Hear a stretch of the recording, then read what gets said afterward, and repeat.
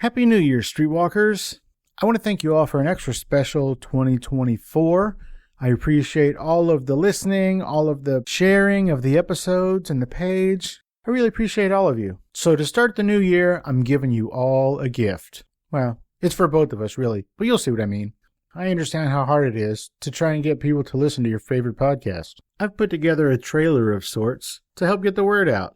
So if you can think of anybody who would love the show as much as you do, just send them this episode. It explains what the show is, and there's a couple of highlight clips, some of my favorite stuff. Thank you all again for a wonderful 2024, and I can't wait to see what 2025 brings us. Happy New Year's! Do you ever wonder how people got to where they are? What makes someone become an actor, a musician, an athlete, an artist? Me too. So I invite you to take a walk down Fascination Street as I get to know the answers to these and other questions. My name is Steve Owens, and I started Fascination Street as a way to get to know these stories. Like, do astronauts believe in sentient life outside of Earth? Was James Earl Jones funny? What does Don McLean think about rap music? Did the singer for the Presidents of the United States of America write a song with Kurt Cobain's ghost? What is the real Rachel Dolezal story? And what did Nelson Mandela listen to while he was spending time in a South African prison? With nearly 450 episodes spanning more than 7 years, you're sure to find some fascinating episodes to make your workday go a little smoother. Here are a few short clips. Astronaut Scott Kelly. Do you think that there is life outside of this planet, sentient life off of this planet? What kind of life? Sentient. I mean, I don't want to use the word alien because that sounds dumb, but do you think that there... What word did you use? I don't even know if I understood what that word means. Oh, sentient life? Sentient. How do you spell that? Sentient?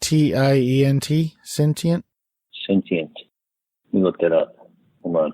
I don't want to agree with you if I don't know what the word means. Oh, of course. Sentient. Let me see here. Able to perceive or feel things. Sentient as an adjective.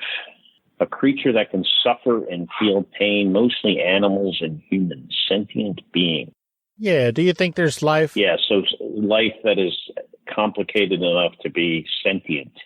Yeah, life that's not a plant. Do you think there's non-plant life out there? I think it would be very unlikely if there wasn't. If you consider the size of the universe and the number of stars and potential Earth-like planets out there, and if you believe in science and evolution, then yeah, without having any facts, I believe it's very, very likely that there is a lot of life out there. Because if there's just a little bit. If you believe there's a little bit, then there's probably an awful lot considering the size of our universe. So I think so. Actor Tony Winters.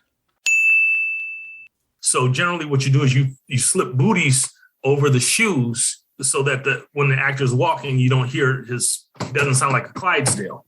So after I had shot it a couple of times, the sound guy said, can we get some, he looked at my shoes and he said, can we get some black booties over here for Tony? And James Earl says, black booties? I want some. Songwriting icon Don McLean. There's so much illiteracy, of course, that's promoted by rap music, which is the ultimate illiterate music. It's not even music. I don't know what it is, but it's lowered the standards for what one would call a song so far that the old standards aren't even in view anymore. Melodies and rhymes and so on. Lead singer from the popular 90s group Presidents of the United States of America, Chris Ballou. I got a call from the president's manager saying that he had a call from a place called the Museum of the Mysteries. And the Museum of the Mysteries had a seance the night before. They claimed to have been contacted by the ghost of Kurt Cobain, who sent lyrics down from somewhere with the instruction that he wanted Chris Ballou to sing this song. And then he had a little code. It said, ask Dave Grohl about the odd-shaped Mexican beer bottles in the avocado green kitchen. That was some sort of key. Like if I doubted that it was true, I could ask Dave Grohl to verify through that little image. So I got the lyrics, and they were not exactly rhyming or anything. They were just kind of like blobs of lyrics. And I called Chris Novoselic to ask him. I don't have Dave Grohl's phone number. He's too big of a rock star, but I can call Chris Novoselic. I'll give it to you offline. Go ahead. Okay. It's 555-555-5555. So I called Chris and went over the whole thing with him. And, you know, he gave me his opinion, which was, I don't know. His opinion was basically like, I'm not going to say things like this aren't real, but I'm not going to say it's real. You know, his big advice was just don't do anything that sort of puts you at the center of the Nirvana thing, because there's a lot of darkness in that zone. And so I got off the phone with him and I was like, I don't know what to do. Well, you know, I realized he said, sing the song. And initially I was thinking, like, I'll record it and release it. It'll be a thing. But I eventually realized, no, his instructions are to sing it. So I set it to music. I went out in the backyard and I sang it, figuring if it is from the ethereal version of Kurt Cobain, he'll probably hear it. Rachel Dolezal. I heard you say once in an interview that race is a social construct. Can you tell everybody what that means, or what you mean by that?